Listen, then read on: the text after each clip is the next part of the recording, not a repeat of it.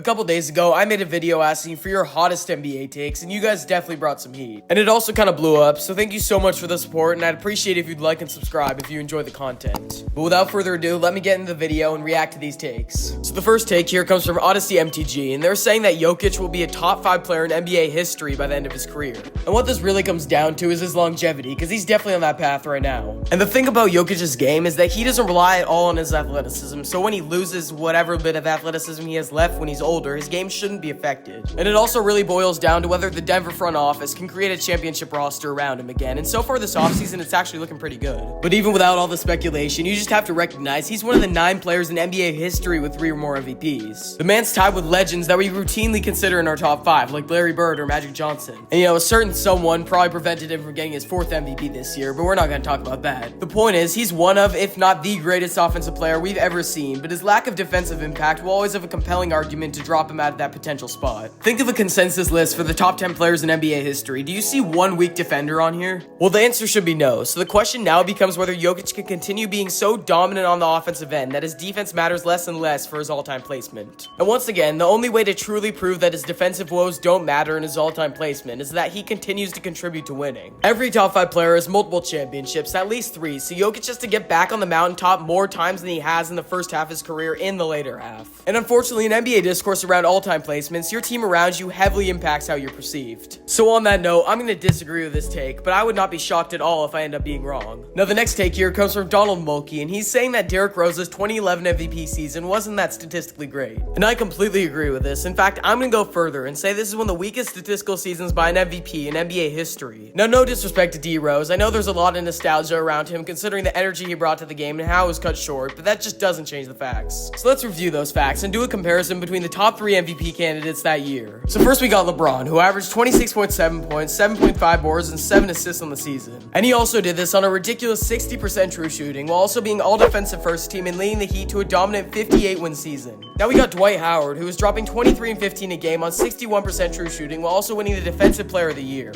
Now unfortunately, here's where it becomes clear that Rose's season wasn't nearly as great, at least statistically speaking. Rose put up 25 a game, along with 4 rebounds and 7 assists on only 53% true shooting, while not being too impactful on the defensive end. So after hearing all this, you might ask why he even won at all. Well, the reason he won is because the MVP, much to the dislike of a lot of people, is a narrative-driven award. And if the MVP was to truly go off who was the best player year after year, LeBron and Jordan would have near 10 each. And you know what? I'm almost thankful it's not like that, because it prevents things from getting boring, and it commemorates a player for being the standout guy that season. And the Bulls, without a doubt, were the best team that year, at least during the regular season, with 62 wins. And despite some elite talent being on the team, like Carlos Boozer, Joakim Noah, Luol Deng, and the GOAT, Brian Scalabrine, Rose was still that main guy. He was insanely young, and the energy he brought to the game, combined with how well the Bulls were doing, definitely swayed the voters in his direction. Combine that with LeBron and Dwight definitely both suffering from voter fatigue, with LeBron winning the last 2 MVPs and Dwight being shattered with his own accolades, and you have a clear case for Rose. And while I definitely believe Rose deserved MVP, I agree with your take that season wasn't too statistically impressive for MVP standards. Alright, now the next take here comes from B. Anthony Barr, and he's saying that Kobe Bryant is the greatest Laker of all time. And for most people, this isn't even a hot take, but let's really look at it. Listen, Kobe was an amazing player, and in my opinion, the 2nd greatest Laker ever. But what Magic Johnson did in his short career for LA was, in my opinion, more than what Kobe did in his 20-year one. While both guys did win 5 championships there, Kobe wasn't even the best player on his team for the first 3, and in the 2000 championship, he was only putting up about 15 points a game. Magic, however, changed the Lakers franchise and the NBA as a whole the second he came on the scene. Despite the praise that Kareem usually gets, he couldn't win a title in his early days in LA and was beginning to cause concern with his age. But all it took was Magic Johnson being drafted, because in his rookie season without Kareem in a closeout finals game, he brought the championship back to LA.